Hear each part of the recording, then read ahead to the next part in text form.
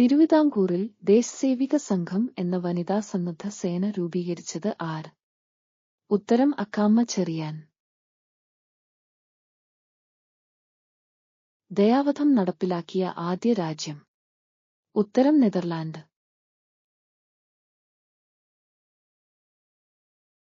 ഭരതനാട്യം ഏത് സംസ്ഥാനത്തെ തനത് നൃത്തരൂപമാണ്? ഉത്തരം തമിഴ്നാട്. ഗാന്ധിജിയുടെ യങ് ഇന്ത്യ പത്രത്തിന്റെ മാതൃകയിൽ കെ.പി. കേശവമേനോൻ ആരംഭിച്ച പത്രം ഏത്? ഉത്തരം മാതൃഭൂമി. 1966 താഷ്കന്റ് കരാർ ഒപ്പിട്ട രാജ്യങ്ങൾ?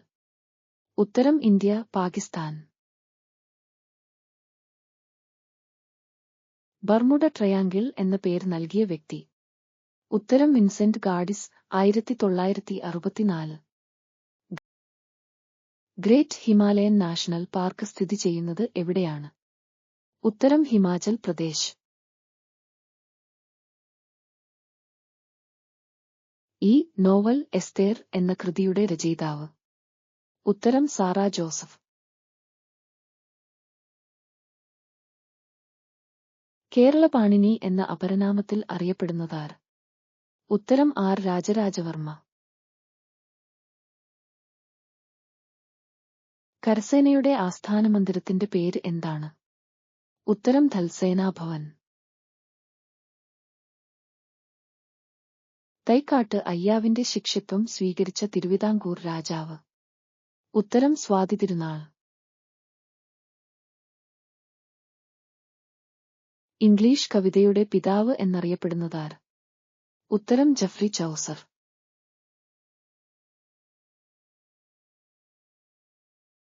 എന്റെ ജീവിതകഥ ആരുടെ ആത്മകഥയാണ്? ഉത്തരം AK. Gopalan.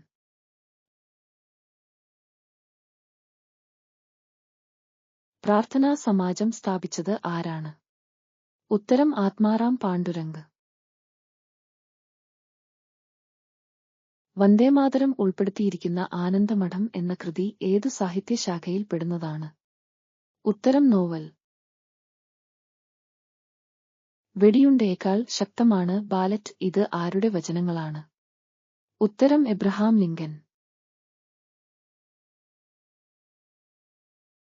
National defence college സ്ഥിതി ചെയ്യുന്നത് എവിടെ?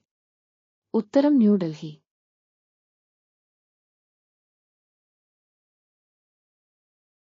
പിറ്റി പക്ഷി സങ്കേതം സ്ഥിതി ചെയ്യുന്നതെവിടെ? ഉത്തരം ലക്ഷദ്വീപ്.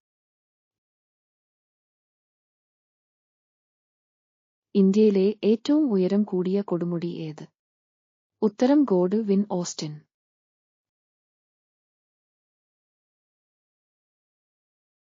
കപില എന്നു കൂടി അറിയപ്പെടുന്ന നദി? ഉത്തരം കബനി നദി.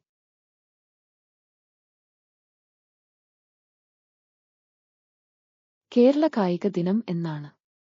ഉത്തരം ഒക്ടോബർ 13.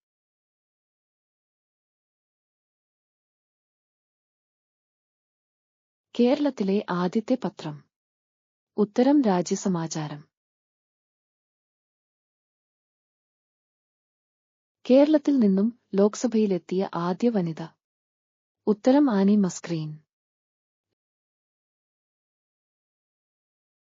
ലോക്സഭാ സ്പീക്കർ ആയതിനുശേഷം രാഷ്ട്രപതിയായ വ്യക്തി? ഉത്തരം നീലം സഞ്ജീവ റെഡ്ഡി.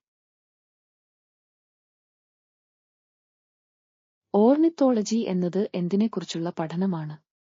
ഉത്തരം പക്ഷികൾ. Please like and subscribe.